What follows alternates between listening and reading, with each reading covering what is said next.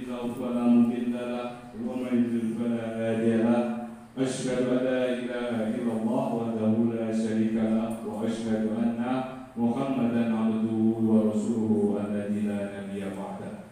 قال الله تعالى في القرآن الكريم: يا أيها الذين آمنوا اتقوا الله حق تقاته ولا تموتن إلا وأنتم مسلمون. وقال تعالى أيضا: يا أيها الناس اتقوا ربكم الذي خلقكم من نفس واحدة وخلق منها زوجها وبث منهما رجالا كثيرا ونساء واتقوا الله الذي تساءلون به والأرحام إن الله كان عليكم رقيبا. يا أيها الذين آمنوا اتقوا الله وقولوا قولا سديدا يصلح لكم أعمالكم ويغفر لكم ذنوبكم ومن يطع الله ورسوله فقد فاز فوزا عظيما.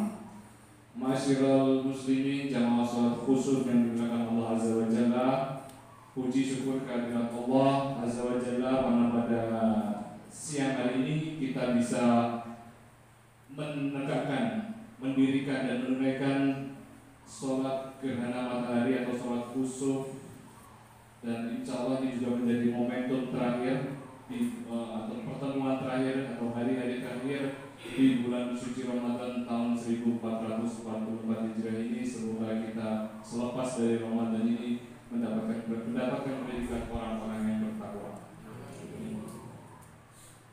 Hadirin jamaah sholat khusuf yang dimuliakan Allah, sholat gerhana atau gerhana matahari tepatnya pada siang hari ini hanya pernah dialami oleh baginda Nabi satu kali seumur hidup. Peristiwa ini adalah peristiwa langka karena ada sebab-sebabnya, ada asbabun nuzulnya. Mengapa umat Islam disunahkan untuk mengerjakan sholat gerhana, termasuk esok hari ketika kita merayakan hari raya Idul Fitri pun ada asbabun nuzulnya, ada landasannya mengapa kita disunahkan untuk mengerjakan dua sholat sunnah yang saling berdekatan ini. Hadirin sholat jamaah sholat khusuf yang berkat Allah, Nabi Muhammad SAW selama hidupnya, ketika beliau menikah dengan Khadijah, literatur atau sumber-sumber sejarah menyebutkan beliau memiliki 7 orang anak, 3 laki-laki dan 4 perempuan. Yang laki-laki Thohir, yang bernama Thohir, kemudian Abdullah dan Al-Qasim adalah putra atau anak-anak beliau yang hidupnya tidak begitu panjang. Sedangkan 4 putrinya, Zainab, Ruqayyah, Ummul Kalsum dan Fatimah, agak berhasil lebih baik meskipun yang meninggal belakangan hanya Fatimah. Hal ini menegaskan jamaah sholat khusuf dengan Allah, sebetulnya Allah ingin memberikan penegasan kepada baginda Nabi, jangan sampai keturunan beliau, terutama yang laki-laki ini, akan menjadi dinasti, akan menjadi pemimpin yang berkelanjutan, penerus. Padahal kita tahu baginda Nabi ini adalah khatamun nabi, penutup para nabi. Ada makna di dalam peristiwa tersebut mengapa baginda Nabi sampai wafatnya beliau tidak memiliki satupun anak laki-laki. Saya lanjutkan jamaah sholat khusuf yang berkat Allah. Seiring berjalannya waktu, selepas perang Hudaybiyah, umat Islam kemudian mungkin akur dengan orang-orang Quraisy meskipun hanya sebentar. Waktu itu baginda Nabi mengirimkan surat kepada seluruh raja yang ada di sekitar Jazirah Arab. Baginda Nabi mengirimkan surat kepada Raja Mesir, mengirimkan surat kepada Raja atau Kaisar Persia, mengirimkan surat juga kepada Kaisar Romawi, Heraklius.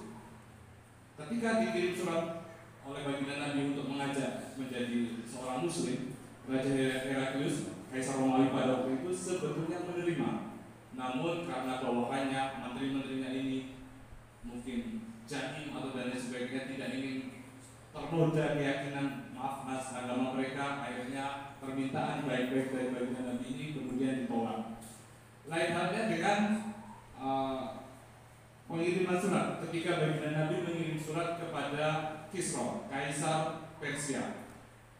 Yang diterima justru sebaliknya, surat baginda Nabi kemudian disobek-sobek dan hal itu diketahui oleh baginda Nabi. Kemudian baginda Nabi berdoa, maka kedepannya Persia akan aku sobek-sobek. Dan terbukti ketika masa kepemimpinan Khalifah Umar bin Khattab, Persia berhasil diruntuhkan, berhasil dalam tanda kutip, dalam bahasa filosofinya mungkin disobek-sobek, itu dihancur-hancurkan oleh Allah. Lain halnya dengan Raja Mesir yang bernama Muqawqis. Rajanya ini bijaksana, pemimpin Mesir ini bijaksana. Ketika baginda Nabi mengirimkan surat kepada beliau, suratnya ditanggapi baik, dan sekembalinya sebagai balasannya Raja Mesir ini kemudian mengirimkan atau memberikan oleh-oleh yang cukup banyak, mengirimkan dokter, mengirimkan uang, maksudnya kemudian kebutuhan warga yang ada di Madinah, sampai memberikan 2 budak perempuan. Yang pertama bernama Maria Al-Qibtiyah, yang kedua adalah bernama Sirin. Sirin, budak perempuan yang kedua ini kemudian dimiliki oleh sahabat baginda Nabi yang lain, dan Maria Al-Qibtiyah ini kemudian dimiliki oleh baginda Nabi.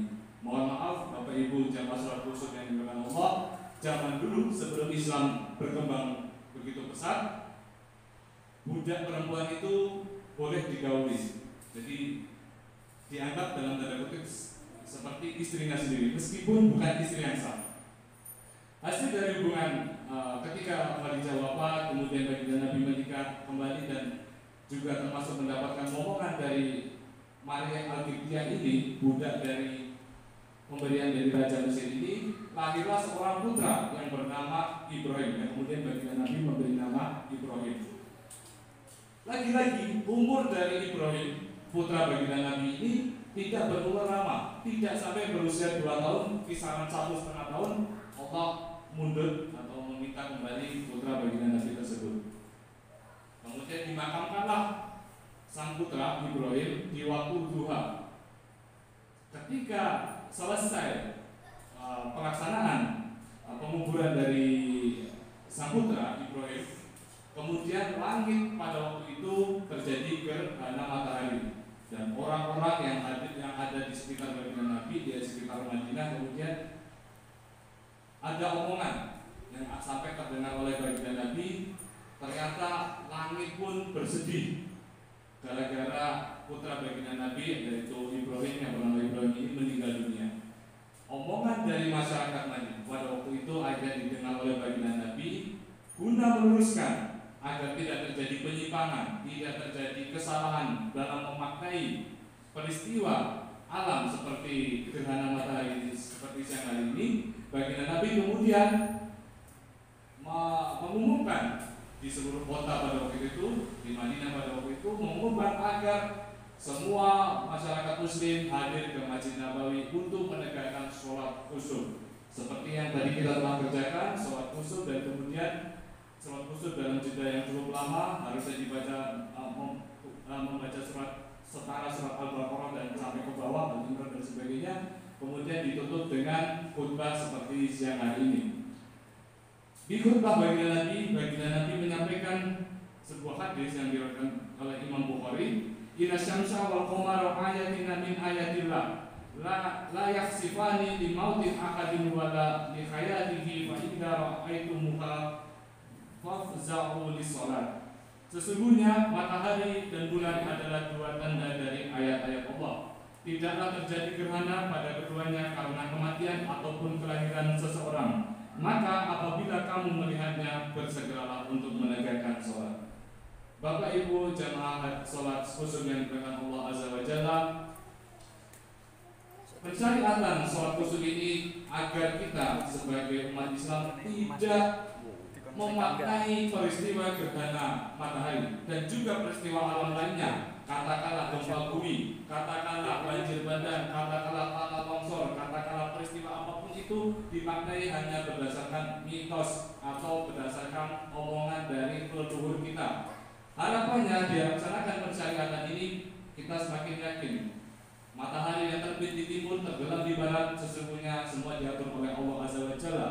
Bukan kemudian dimaknai gerhana matahari sebagai dimakannya matahari oleh Kalau orang Jawa menyebutnya sebagai buto atau betara kolong atau raksasa, yang pada waktu itu kalau dari omongan dari leluhur kita, ketika di langit akan dibagi air keabadian, buto ini atau betara kolong ini, raksasa ini kemudian mendengar dan akhirnya mencuri dengar, pergi ke langit dan berhasil menjelma menjadi dewa-dewa yang ada pada waktu itu. Ketika ditegak air keabadian tersebut, ada dua dewa yang diyakini oleh leluhur kita, dewa matahari dan dewa bulan. Mengetahui bahwasanya ini bukan dewa sembarang dewa, ini adalah penjelmaan dari buto atau raksasa atau mungkin kita menyebutnya sebagai betara kolong. Kemudian singkat kisah, dipanahlah sang raksasa jadi-jadian tadi, dewa jadi-jadian tadi, sehingga memutus kepala dengan badannya. Badannya turun ke permukaan bumi menjadi, kalau orang kita menyebutnya sebagai lesung, dan kepalanya masih tetap melayang-layang di langit.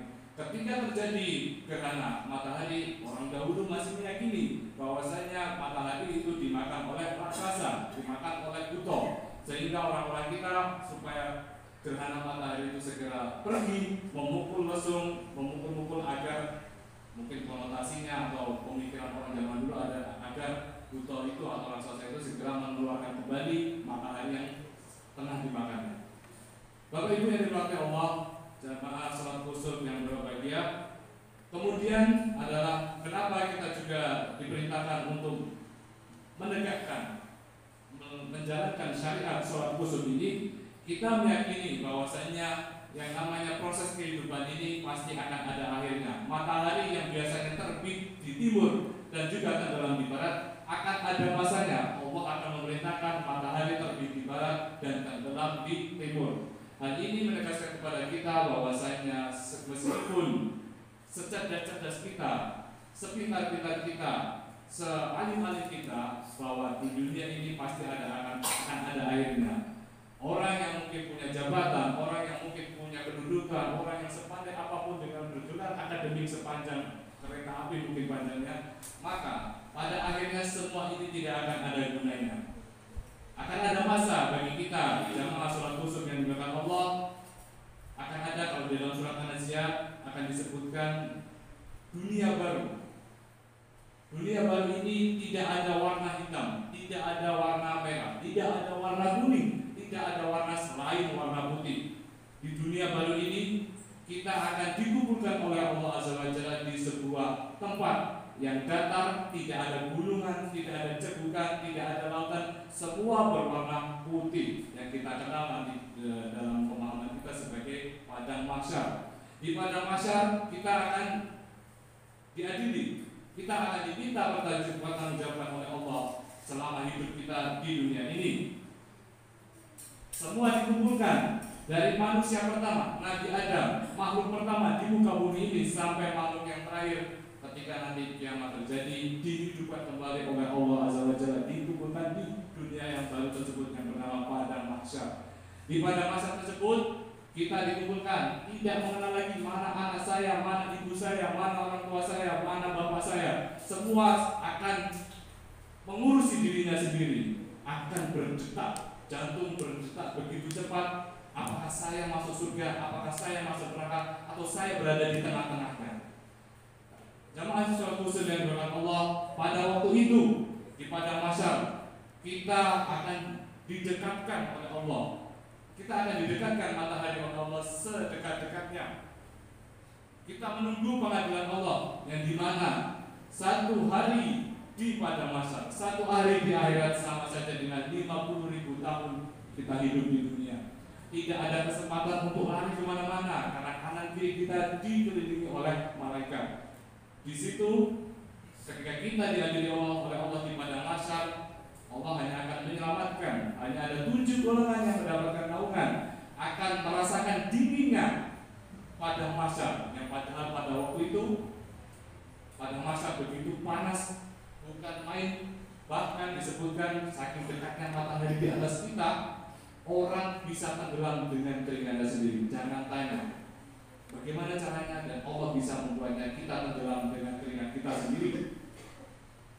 Jamaah salat khusus yang Allah, 7 golongan akan diberikan naungan, akan adem, akan tentram, akan lebih cepat pengadilannya di pada masa, yaitu yang pertama adalah imam adil, pemimpin yang adil. Yang kedua adalah pemuda yang tumbuh dewasa di dalam ibadah kepada Allah.